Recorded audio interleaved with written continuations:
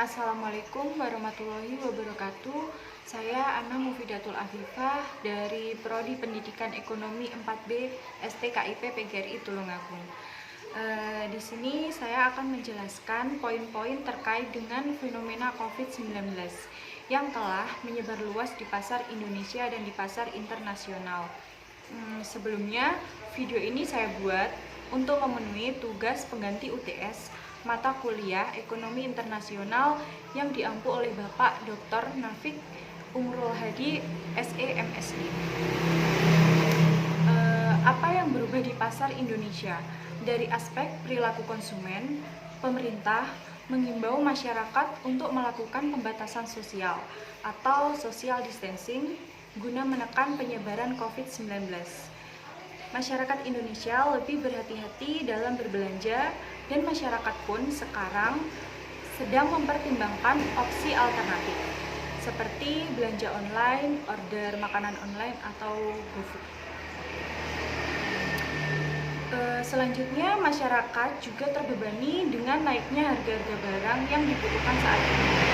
Selain harga yang melambung tinggi, juga kelangkaan barang-barang yang saat ini lebih dibutuhkan oleh masyarakat, di antaranya masker, hand sanitizer, dan hand soap.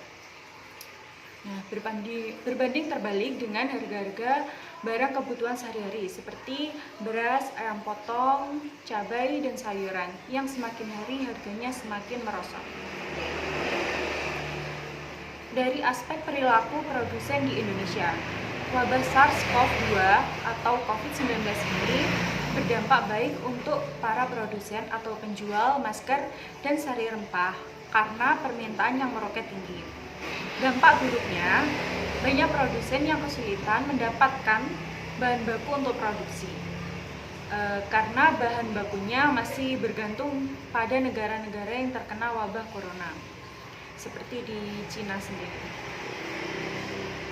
Namun, tidak sedikit juga produsen yang men-stop produksi sementara karena terhalang virus COVID-19 ini. Misalkan, pabrik-pabrik besar di sekitar Jabodetabek yang notabene memang pusat corona.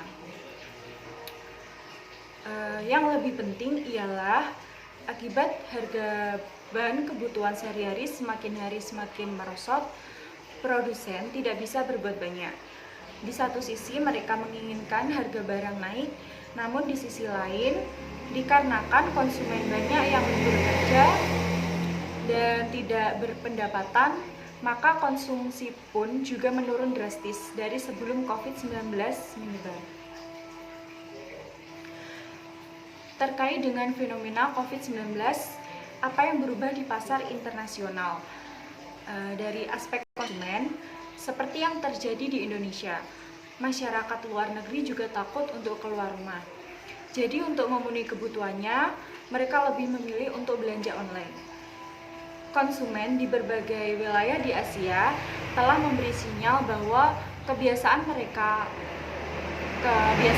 mereka sangat mungkin berubah secara permanen dalam hal mengkonsumsi makanan yang lebih sehat dari sebelumnya. Selanjutnya dari aspek produsen, saya akan mengambil salah satu contoh produsen yang ada di negara Cina. Produsen bir di Cina terpaksa mengurangi jumlah produksi dikarenakan banyak bar dan restoran yang terpaksa tutup akibat adanya COVID-19. Berita ini dari Kompas.com. Produsen mobil global dan perusahaan barang mewah menghadapi pukulan besar dengan bisnis mereka di Cina karena gangguan yang disebabkan penyebaran virus corona baru non mematikan yang dapat menyeret ekonomi Cina yang sudah melambat. Selanjutnya, produsen Hyundai di Korea Selatan juga menutup pabriknya karena ada karyawan yang positif corona. Tidak hanya di Korea, produsen Nissan juga men-stop produksi mobil di Jepang hingga 1 Mei 2020. Selanjutnya, dampak corona juga sampai ke Eropa. efek corona, produsen mobil Peugeot menstop produksi 15 pabrik di Eropa akibat penyebaran virus corona yang semakin meningkat. Nah, jika saya sebagai pelaku bisnis, yang saya lakukan dengan adanya COVID-19 yang menyebar luas di Indonesia ini ialah sebenarnya tergantung pada bisnis yang dijalankan.